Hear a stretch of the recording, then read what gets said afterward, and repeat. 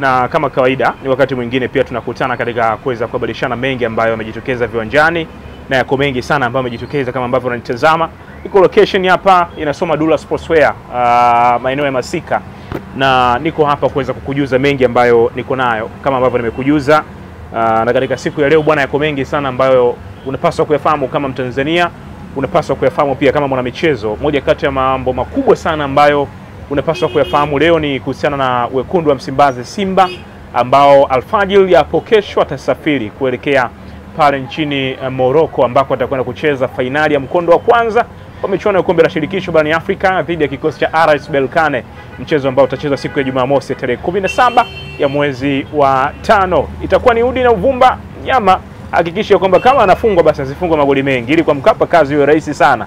Lakini sisi kama Watanzania tunaiombea Simba ipate ushindi mzito ikiwa ugenini, lakini ikirejea nyumbani Tanzania inakuwa ni kidedea tu. Shangwe ni kubwa sana kuhakikisha kwamba taji linabaki nyumbani. Sasa yako mengi sana ambayo amezungumza Ahmed Ally kuelekea safari ya Simba ambayo itaanza hapo kesho majira ya alfajiri saa 11:55, lakini pia mbali na taarifa kuhusiana na kusafiri kwa wekundu wa Msimbazi Simba, ni muhimu pia tukamfahamu Pirato wa huu mchezo. Sawa Pirato wa huu mchezo kati ya Simba dhidi ya RS Berkane, mchezo wa mkondo wa kwanza ambao utachezwa katika viunga vya nchi ya Morocco pale. Bwana Pierre Ghislaine Acho kutokea nchini Gabon, huyu ni mwamuzi ambaye amepewa kipenga kuweza kusimamia sheria 17 za mchezo siku ya tarehe 17, siku ambayo wekundu wa Msimbazi Simba watakuwa uwanjani kuipeperusha bendera ya Tanzania kunako michuano ya kombe la shirikisho barani Afrika. Huyu ni mwamuzi ambaye ana beji ya FIFA, lakini pia ni moja kati ya waamuzi ambao wana experience kubwa sana kwenye michuano ya Afrika, michuano ya CAF ili kimaanisha michuano ya kombe la shirikisho, lakini pia michuano ya kombe la klabu bingwa, michuano ya AFCON, michuano ya CHAN. Moja kati ya waamuzi ambao wanafanya vizuri sana, na huyu ni moja kati ya waamuzi ambao wamekwisha chezesha nusu finali, hizi finali nyingi sana. Kwa amepewa nusu finali msimu uliopita, lakini msimu huu amepewa finali ambayo inawakutanisha Simba dhidi ya kikosi cha RS Berkane, mchezo wa mkondo wa kwanza. Mchezo wa mkondo wa pili utapigwa katika uwanja wa Benjamin Mkapa, Dar es Salaam siku ya tarehe 25.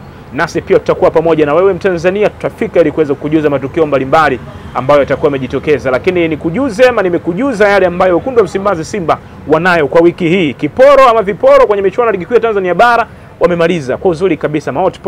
Maotpot yalikuwa ya moto kweli.